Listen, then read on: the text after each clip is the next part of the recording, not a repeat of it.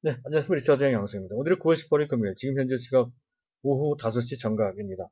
자, 오늘 시장, 외형적으로 봤을 때 큰 탈은 없죠. 하지만 전체적으로 봤을 때, 또 분위기를 봤을 때, 뭔가 활기를 느끼기는 좀 어려운, 다소 맥빠진 듯한 느낌을 충분히 받게 됩니다.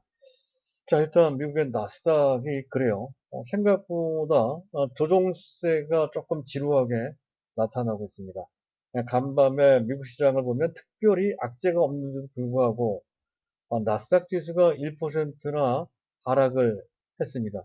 그 부분은 다소 부담이 되는 측면이 있죠. 또 일각에서는 또 한 번 크게 휘청일 수도 있다라고 하는 그런 경고까지 나오고 있는 상황이어서 약간 그 부분은 신경 써야 될 것 같고요. 일단 우리 시장을 보면 이걸 먼저 봐야 될 것 같습니다. 큰 변화가 하나 눈에 띄죠. 아마 눈치채신 분들도 있을 겁니다. 원달러 환율인데요.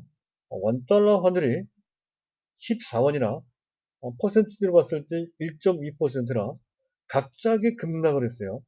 자, 급락이라고 하니까 그 어감은 별로 안 좋게 들릴 수 있겠습니다만은 하지만 금융시장 입장에 봤을 때는 이게 호재죠.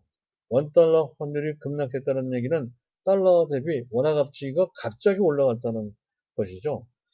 자, 우리 시장 경제 및 특히 금융시장 전체에 관련해서 특별한 호재가 있을 때나 나타나는 현상입니다.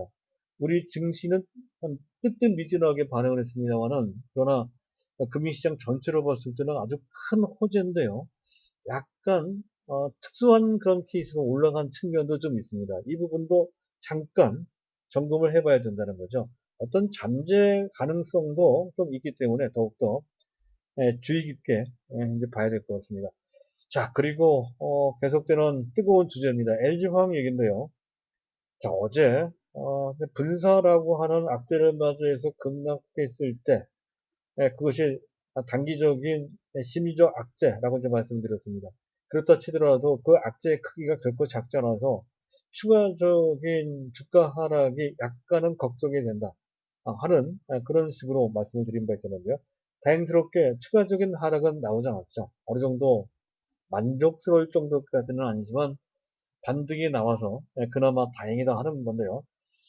자, 문제는 끊임없이 부정적인 얘기가 쏟아져 나오고 있는 상태입니다. 어찌됐든 물적 분할이든 뭐든 현재 뭐 가치 개선이 없다고 하지만 실질적으로는 현재 지분 가치 희석이라고 하는 그러한 부담을 덜 수 없다는 것이죠. 그런 지적이 나오면 나름대로 일리가 있는 것 같습니다. 자, 그 부분과 관련돼서 제가 반론을 이제 준비를 했는데요. 그것을 알고 있어야 LG화학에 대해서 장기 투자를 한다고 하더라도 그러한 논의를 통해서 버틸 수 있고 또 신규로 매수한다면 매수할 수가 있기 때문에 이제 그런 것이죠. 자, 일단 시장을 순서에 맞춰서 보도록 하겠습니다. 이제 미국 증시를 보면 약간 껄끄름한 측면이 있죠. 일단 미국 증시도 그동안 많이 올라와서 우리나라 국민연금처럼 현재 운영 펀드 내 현재 주식 비중이 너무 많아졌다는 것이죠. 그래서 부득불 그 비중 조절 차원에서의 물량이 나온다는 소식입니다. 10월 말까지 확정급여형 연금에서 DB라고 하죠. 1,700억 달러. 기타 다른 펀드들도 있기 때문에 합치면 200억 달러, 2천억 달러 이상의 매물이 쏟아질 우려가 있고 더 나아가서 약간의 지수 조정 분위기가 나오면 거기에 맞춰서 이제 알고리즘 매매. 이거는 우리나라 프로그램 매매입니다. 순간적으로 집중 처리될 소지가 있다는 거예요. 이렇게 되면 지수가 급락할 수 있다는 건데요. 이 부분은 다소 신경 쓸 필요까지는 있습니다. 하지만 어디까지나 단기적인 것이죠. 그리고 미국이 오히려 거꾸로 미국 현재 5차 부양책 합의가 좀 난항을 겪고 있는데요. 지금 미국 공화당에서 그 협상책, 타협책을 준비하고 있다고 하죠. 이게 어느 정도 통하면 제법 탄력적인 반등에 따라서는 그거 이상으로 꽤나 탄력적으로 올라갈 가능성도 좀 있어 보입니다. 이거 한번 기대해 볼 필요가 있겠고요. 자, 그리고 셀트리온이 코로나19 치료제 임상, 2상, 3상 스닝을 취득했다는 건데 셀트리온은 별로 올라가지 못했지만 오히려 거꾸로 그것을 빌미 삼아서 신풍제약이나 이런 약품 등의 순간 인기주들이 급등을 했죠. 자, 이들 종목 시세가 아주 기가 막힙니다. 근데 여기에 너무 현혹되지는 마십시오. 우리는 계속해서 따박따박 정석적인 플레이, 정석적인 종목을 통해서 수익을 내는 쪽으로 이제 가고자 합니다. 그게 정답입니다. 자, 일단 그 정도고요. 시장 잠깐 보도록 하겠습니다. 증시 주변 상황은 나쁘지 않고요. 자, 특별한 것은 원달러 환율입니다. 잠깐 차트를 보시도록 하죠. 자, 보고 계신 화면에 우하단에 있는 길게 늘어뜨린 현재 그 차트가 원달러 일봉 차트인데요.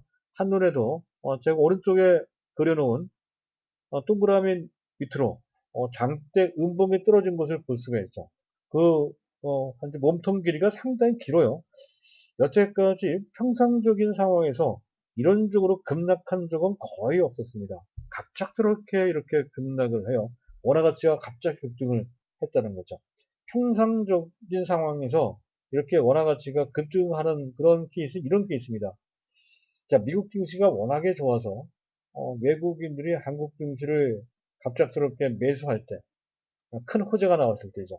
두 번째, 우리나라 국가신용등급이 상향 조정됐다든가 또는 MSCI 투자 비중이 증가됐다든가 선진국 등으로 현재 변화가 됐다든가 이런 대형 호재 현재가 나온다든가 또는 시점적으로 봤을 때 특히 연말 같은 경우 수출이 잘 돼서 달러 수입이 많이 돼 있는데 그것을 축산 시점을 맞이해서 원화 환전 수요가 갑자기 는다든가 이랬을 때 원화 가치가 급등을 합니다. 즉 현재 그때 원달러 환율이 급락한다는 건데요. 그것도 뜨문뜨문 현재 있는 일이거든요. 근데 이번에 갑자기 급락한 것은 앞서 얘기했던 평상시에 그러한 현재 원인 때문에 그런 것 같지는 않습니다. 다른 배경이 작동된 것 같아요. 일단 오늘 보면 프로그램 매도가 나오긴 했는데 963억.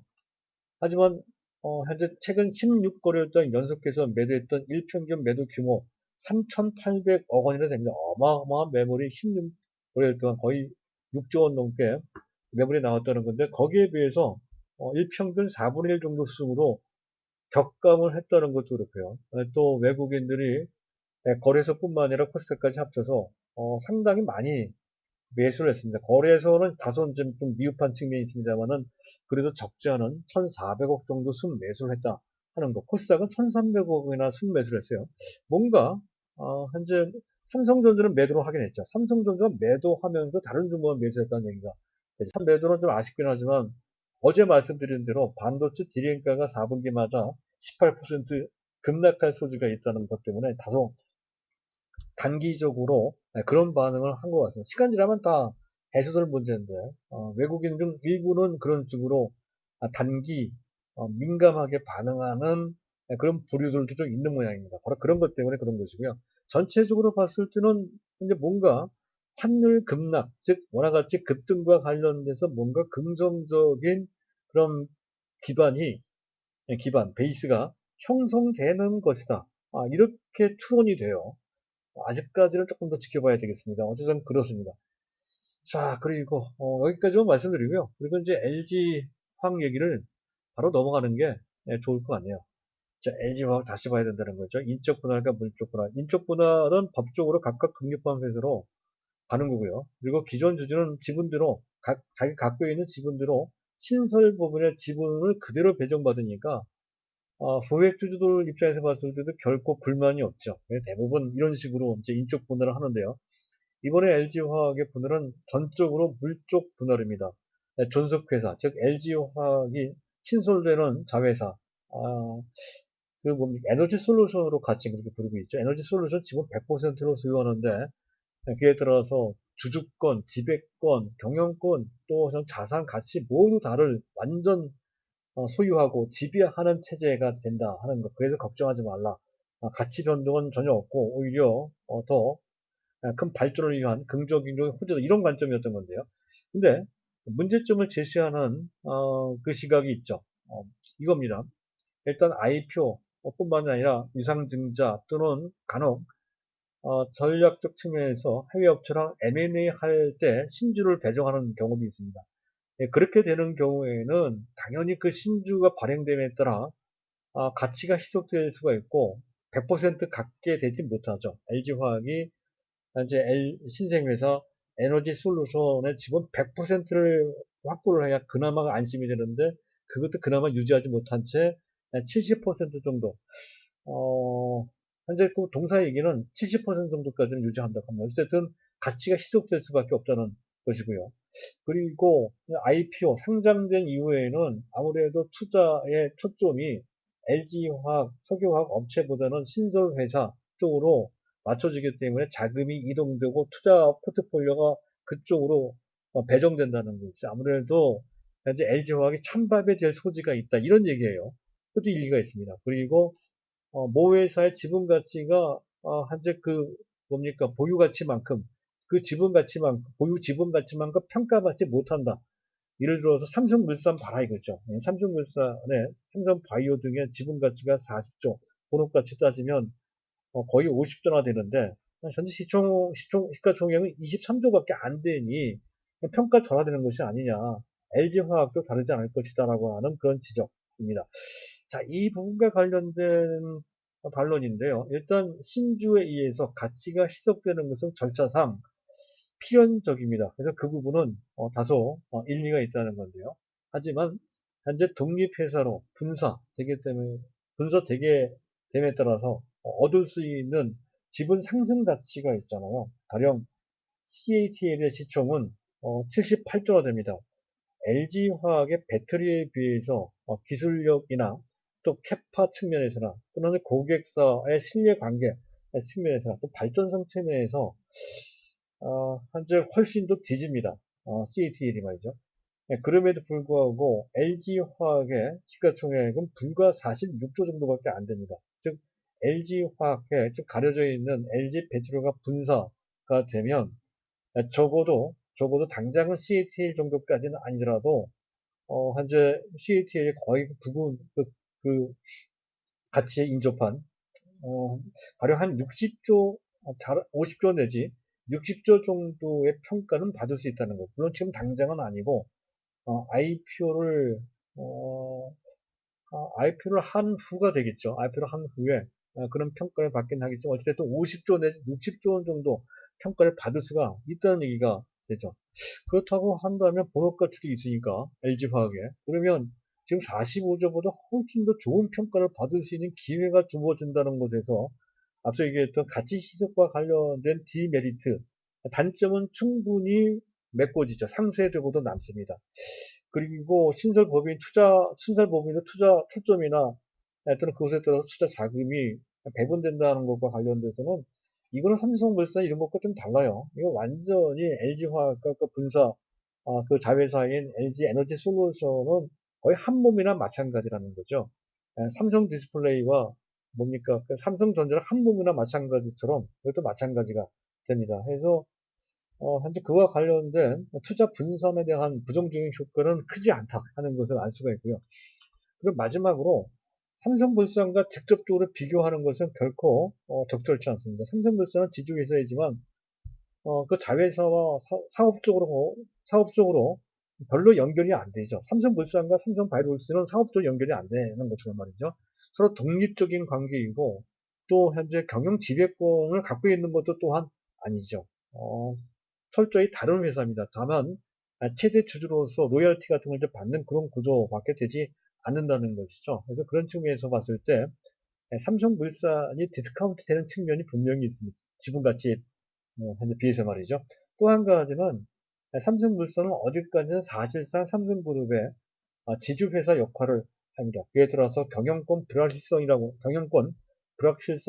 하는 그런 리스크가 있다는 것이죠. 따라서 그와 관련된 기본적인 그 전부터 계속해서 있었던 디스카운트 요인이 남아있단 말이죠. 거의 이런 두 가지 디스카운트, 2대 디스카운트 요인 때문에 제대로 평가받지 못한 측면이 다분히 있는 것이다 하는 것에서 더욱더 삼성물산과 직접적으로 비교할 수 없다는 것이고 더군다나 LG화학과 삼성물산의 본업의 차이가 크잖아요. 삼성물산은 기껏 본업이라고 하는 것이 건설이나 그런 무역 정도인데 이것은 뭐 사양 산업이고요.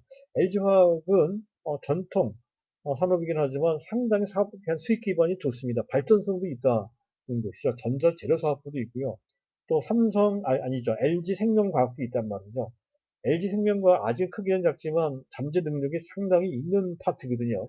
그전 LG생명과학에서 합병돼서 인수합병되면서 한 사업 파트가 되긴 했습니다만 그대로 합병되지 않은 채 있었으면 상당했을 건데 근데 묻히는 바람에 그 잠재력이 평가받지 못하고 있는 측면이 분명히 있죠. 이런 것까지 감안한다면 LG화학이 뭐 현재 뭐 빠져나간다는 개념, 빠져나간다 보더라도 현재 보는 가치가 결코 작지가 않습니다. 그런 측면에서 봤을 때 현재 자회사 지분 가치 및 보는 가치도 결코 삼성물산과 비교할 대상이 아니다라는 관점에서 삼성물산과 비교하는 것은 현재 적절치 않다는 거죠. 이런 것 등을 본다면 현재 앞서 얘기했던 몇 가지 지적이 단기적으로는 일리가 있다 하더라도 중장기적으로는 충분히 그 문제는 해소되거나 또는 불식될 수 있다는 것이죠. 그래서 중장기적으로 보시는 분들은 전혀 걱정할 필요가 없고요.